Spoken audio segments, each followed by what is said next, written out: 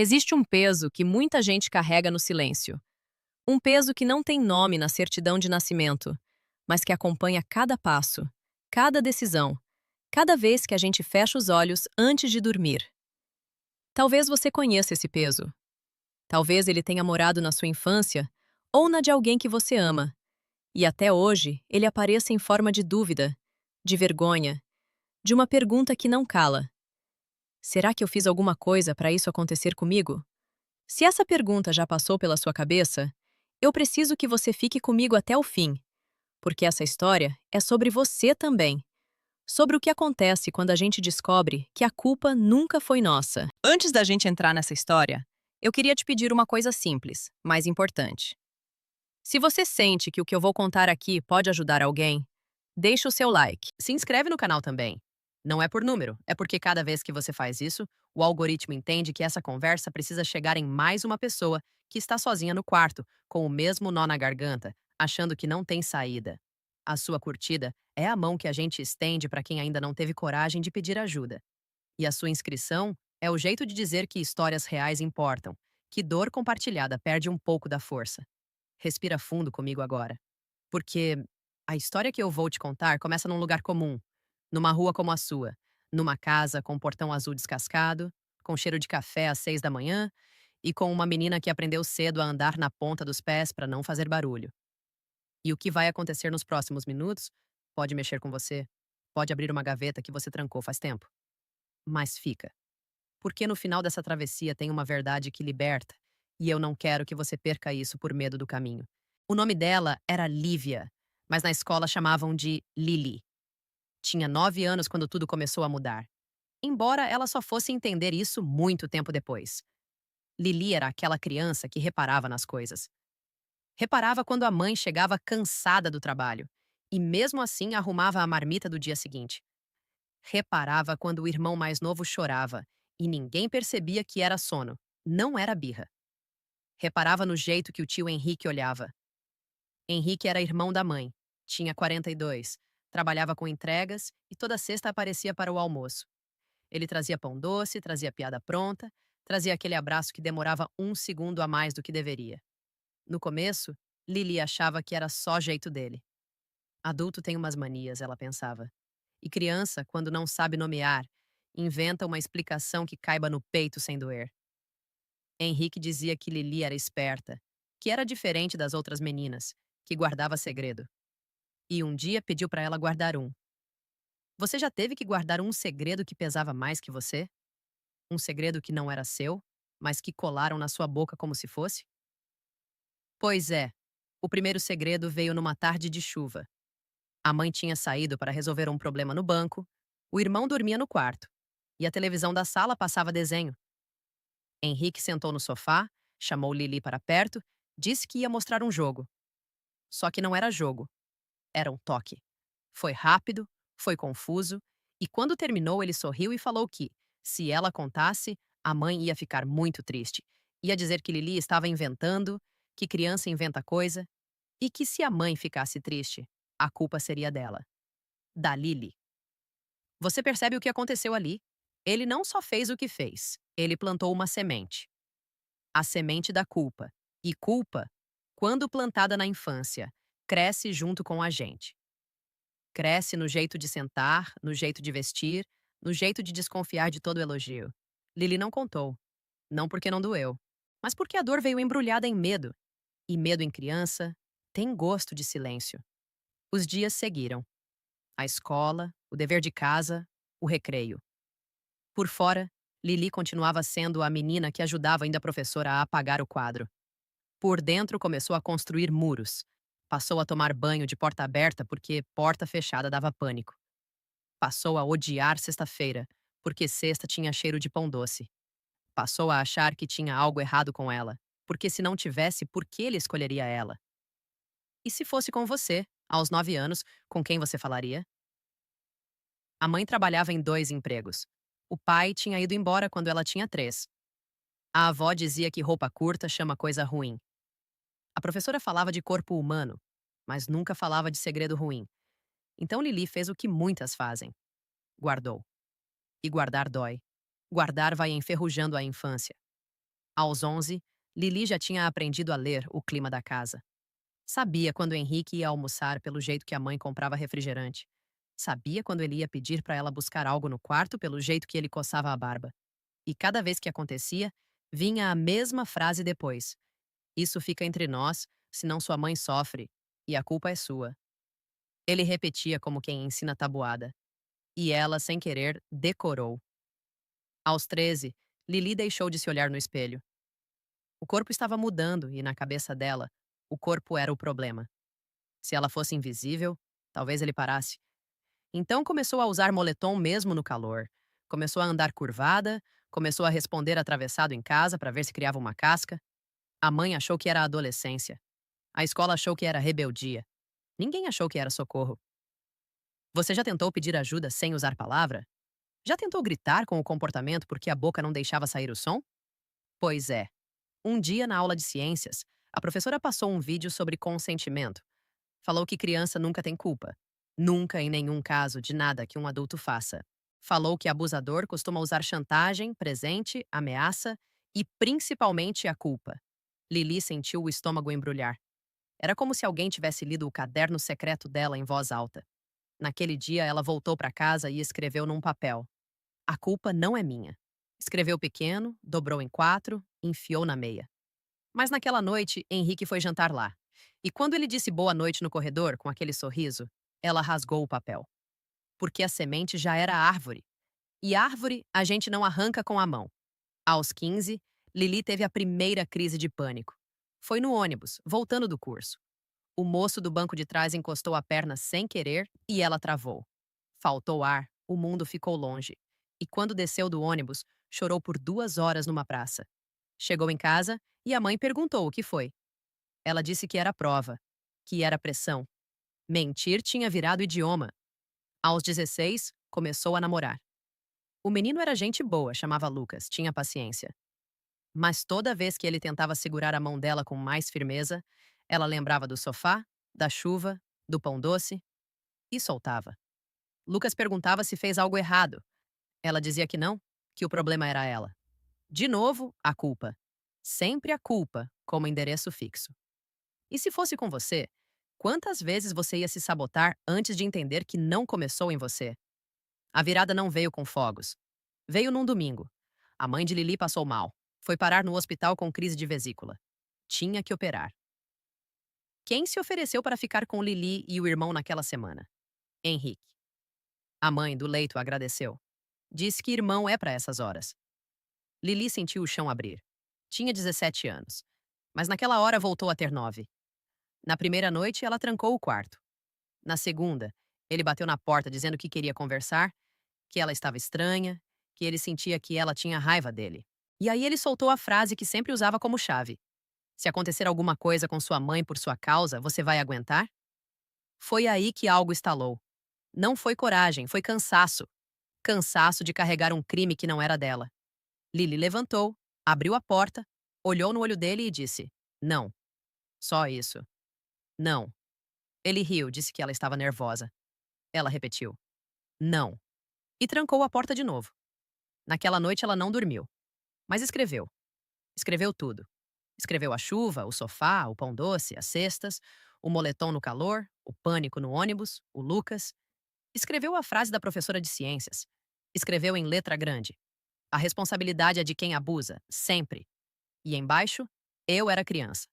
Criança não consente. Criança não provoca. Criança não tem culpa. Quando terminou, era madrugada. Ela dobrou o papel, mas não escondeu na meia. Colocou na bolsa. No dia seguinte, matou aula e foi ao conselho tutelar. Tinha visto o endereço numa cartilha da escola. Chegou tremendo, suando frio, com a voz falhando. A moça do atendimento não perguntou se ela tinha certeza. Perguntou se ela estava segura agora. E Lili, pela primeira vez, disse: "Não sei, mas quero ficar." Você já sentiu o corpo inteiro agradecer por uma pergunta simples? Pois é. O que veio depois não foi fácil. Teve boletim, teve exame, teve conversa com a mãe que desabou no chão da cozinha, teve grito, teve eu não sabia, teve me perdoa, filha. Teve silêncio também. Aquele silêncio que pesa quando a gente descobre que o monstro almoçava na nossa mesa. Henrique foi afastado da casa com medida protetiva. Negou tudo. Disse que Lili estava confundindo, que era carinho de tio que adolescente inventa. E aqui eu preciso que você entenda uma coisa que a Lili demorou para entender. Abusador não precisa de resistência da vítima para ser criminoso. Criança não tem que lutar, não tem que gritar, não tem que provar força. Criança tem que ser protegida. Ponto. A falta de grito não é convite, a falta de tapa não é permissão. A falta de fuga não é culpa. A culpa é uma mentira que o agressor conta para continuar em liberdade dentro da cabeça da vítima. E essa mentira precisa ser desmontada, tijolo por tijolo. A mãe de Lili entrou em parafuso.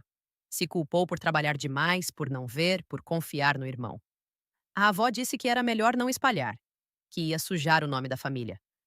O irmão mais novo não entendia nada e perguntava por que o tio não vinha mais. E Lili, no meio disso tudo, começou a fazer terapia no centro de atendimento. No começo, ela não falava, só chorava. A psicóloga, uma mulher chamada Doutora Sônia, não forçava, só ficava. Um dia, Sônia pegou uma folha e desenhou um círculo. Dentro escreveu Lili, 9 anos. Fora escreveu adulto, 42, poder, manipulação, ameaça. E perguntou: quem tinha responsabilidade aqui? Lili sussurrou ele. Sônia pediu para ela repetir mais alto. Ela repetiu. Depois pediu para escrever. Ela escreveu. Depois pediu para ler em pé. Ela leu. E cada vez que Lili dizia, o muro baixava um dedo. Você já disse em voz alta a verdade que te prenderam na garganta? Não é mágica, é processo. E processo dói antes de curar. Teve recaída. Teve dia que Lili quis sumir. Porque o processo judicial é lento. Porque a cidade comenta. Porque parente escolhe lado. Teve dia que ela se olhou no espelho e pensou que se tivesse gritado naquela primeira tarde, nada teria acontecido. E foi aí que Sônia fez o exercício da linha do tempo. Colocaram na parede uma linha com a idade de Lili. Marcaram o primeiro abuso aos 9.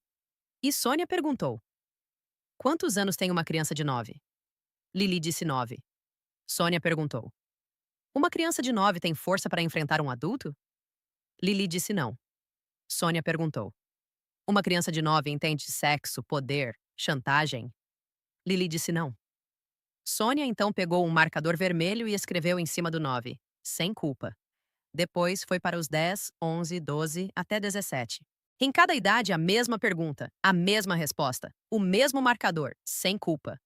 Porque não é sobre o que a vítima fez ou deixou de fazer. É sobre o que o adulto escolheu fazer. Sempre. E se você ainda tem dúvida, repete comigo. Criança não tem culpa. Nunca. Aos 18, Lili decidiu que queria estudar psicologia. Não por romantizar a dor, mas porque entendeu que conhecimento é ferramenta. Entrou na faculdade com bolsa, continuou a terapia e começou a atender como voluntária num projeto para adolescentes. Lá, ouviu histórias que eram espelho da dela. Meninas que achavam que tinham provocado porque usaram short. Meninos que achavam que tinham gostado porque o corpo reagiu. E toda vez Lili explicava com calma. Corpo reage por reflexo, não por desejo. Roupa não é convite. Silêncio não é sim. E, principalmente, a culpa é uma estratégia do agressor, não é um fato. Uma tarde, uma menina de 12 anos chegou no projeto. Chava Vanessa. Vanessa não falava, só desenhava casinhas sem porta. Lili sentou do lado, não perguntou nada. Só desenhou uma porta na casinha dela. Vanessa olhou, pegou o lápis e desenhou uma fechadura. Na semana seguinte, desenhou uma janela. Na outra, desenhou uma menina na janela gritando. E um mês depois, contou. O padrasto. A mesma frase. Se você falar, sua mãe morre de tristeza, a culpa é sua. Lili segurou a mão dela e disse a frase que salvou a vida dela. A culpa nunca foi sua, Vanessa. E Vanessa chorou como quem tira um espinho do peito. Você está entendendo a dimensão disso? Quando uma pessoa quebra o ciclo, ela abre caminho para outras. A sua cura vira mapa. Mas nem tudo foi linha reta. O processo contra Henrique demorou 3 anos. Teve audiência, teve acareação, teve advogado perguntando se Lili tinha certeza, se não era carinho mal interpretado, teve parente que deixou de falar com ela, teve tia que disse que ela destruiu a família. E aqui é o ponto mais duro da história, o clímax que eu te prometi lá no começo. No dia da sentença, Lili entrou no fórum com a mãe do lado. Henrique estava lá, de camisa polo, com cara de homem de bem. A juíza leu os depoimentos. E quando chegou a vez de Lili falar, o advogado dele tentou de novo a mesma tática. Disse que não houve violência, que não houve resistência, que talvez fosse um mal-entendido. Lili respirou. Olhou para a juíza, depois para a mãe, depois para ele. E disse, com a voz que ela treinou por anos na terapia: Eu tinha 9 anos. 9. O senhor era meu tio. O senhor tinha poder, tinha idade, tinha a confiança da minha mãe. O senhor escolheu. Eu não escolhi. Eu não consenti. Eu não provoquei. Eu não pedi. E mesmo se eu tivesse ficado em silêncio, mesmo se eu tivesse sorrido, mesmo se eu não tivesse corrido, a culpa ainda seria sua. Porque criança não tem que se defender de adulto. Adulto tem que proteger criança. O senhor falhou. E eu sobrevivi. A sala ficou em um silêncio que dava para ouvir o relógio. A juíza agradeceu. Semanas depois, saiu a condenação. Henrique foi preso. A mãe de Lili desabou no abraço, pedindo perdão por cada sexta-feira. E Lili disse que não precisava de perdão, precisava de presença. E ali, naquele corredor do fórum, a menina de 9 anos que morava dentro dela finalmente pôde chorar sem se esconder. Esse foi o momento em que tudo virou. Não porque a prisão apagou a dor, mas porque a verdade nomeada devolve o lugar de cada um. O agressor no banco do agressor, a vítima no caminho da reconstrução, a culpa de volta para o dono. Depois da sentença, a vida não virou comercial de margarina. Teve sequela. Lili ainda tinha gatilhos. Barulho de chuva forte, cheiro de pão doce, porta batendo. Mas agora ela tinha ferramentas. Tinha a respiração que aprendeu, tinha a rede de apoio, tinha o entendimento de que gatilho não é recaída, é memória do corpo pedindo cuidado. Ela seguiu na faculdade, se formou, começou a atender. E no primeiro paciente que chegou com a mesma história, ela não disse eu te entendo. Ela disse eu te acredito. E essa diferença muda tudo. Porque muita gente passa a vida esperando alguém acreditar sem colocar um mas na frente. A relação com a mãe foi reconstruída aos poucos. Tiveram conversas difíceis. A mãe fez terapia também, porque mãe de vítima carrega uma culpa que não é dela, mas que o machismo explica como se fosse. A avó, que antes queria abafar, um dia pediu desculpa. Disse que foi criada ouvindo que roupa e culpa andam juntas. E Lili respondeu que a gente pode escolher parar de repetir. O irmão mais novo cresceu, sabendo que segredo ruim a gente conta, que adulto que pede segredo está errado, que corpo é território protegido. E a casa do portão azul descascado ganhou uma camada de tinta nova, não para esconder, mas para marcar recomeço. Lili e Lucas reataram anos depois. Ele tinha amadurecido, feito terapia, entendido que amor não apressa. No começo, ela explicou os limites. Ele ouviu, respeitou. Com o tempo, o toque deixou de ser ameaça e virou escolha. No dia do casamento, simples, no quintal, Lili entrou com a mãe e com a doutora Sônia. Na hora dos votos, ela disse uma coisa que eu quero que você grave. Eu não sou o que fizeram comigo. Eu sou o que eu escolhi fazer com o que fizeram comigo. E eu escolhi não passar a culpa adiante.